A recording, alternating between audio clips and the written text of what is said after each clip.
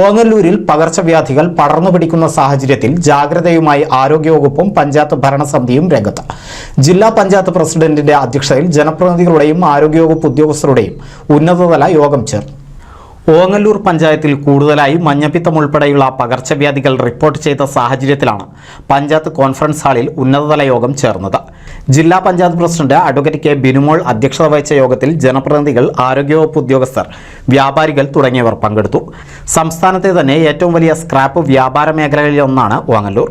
പകർച്ചവ്യാധി പടരുന്ന സാഹചര്യത്തിൽ സ്ക്രാപ്പ് മാലിന്യങ്ങളുടെ കൈകാര്യവും സംസ്കരണവും ശാസ്ത്രീയമായ രീതിയിൽ നടപ്പാക്കാൻ വ്യാപാരികൾക്ക് ജില്ലാ മെഡിക്കൽ ഓഫീസർ ഡോക്ടർ വിദ്യ യോഗത്തിൽ നിർദ്ദേശം നൽകി.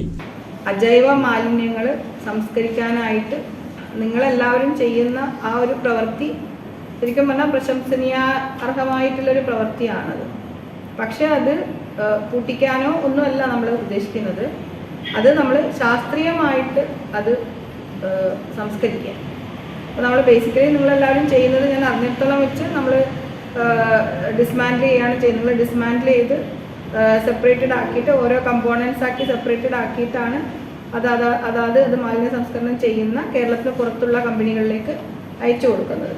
അപ്പോൾ അത് ശാസ്ത്രീയമായിട്ട് നമ്മൾക്ക് എങ്ങനെ സംസ്കരിക്കാൻ പറ്റും?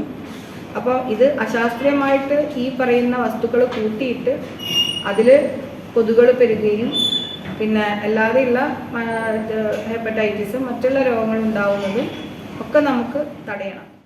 സ്ക്രാപ്പുകൾ സൂക്ഷിക്കുകയും കൈകാര്യം ചെയ്യുകയും സംസ്കരിക്കുകയും ചെയ്യേണ്ട മാനദണ്ഡങ്ങളെക്കുറിച്ച് ശുചിത്വ മിഷൻ ജില്ലാ coordinator Varun, pollution control board ഉദ്യോഗസ്ഥൻ ദിനേശ് എന്നിവർ വിശദീകരിച്ചു. LSGD joint director Usha, Ongallur ഗ്രാമപഞ്ചായത്ത് president Rathi Gopalakrishnan, vice president TP Rajeesh, medical officer Sreekumar തുടങ്ങിയവർ സംസാരിച്ചു. കഴിഞ്ഞ ഒരു മാസത്തിനുള്ളിൽ 50ഓളം മഞ്ഞപ്പിത്ത കേസുകൾ റിപ്പോർട്ട് ചെയ്തതായാണ് ആരോഗ്യവകുപ്പിന്റെ കണക്ക്. ഡെങ്കിപ്പനിയും എലിപ്പനിയും റിപ്പോർട്ട് ചെയ്തിട്ടുണ്ട്. ഈ സാഹചര്യത്തിലാണ് ശക്തമായ പ്രതിരോധ പ്രവർത്തനങ്ങൾ നടത്താൻ ആരോഗ്യവകുപ്പും പഞ്ചായത്ത് ഭരണസമിതിയും രംഗത്ത് വന്നത്. NCV news, Thrithala.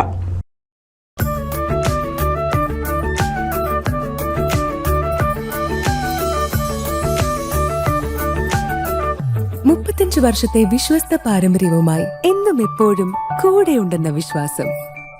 Basit wedding mall, Basith arcade, Poongottukulam, Tirur.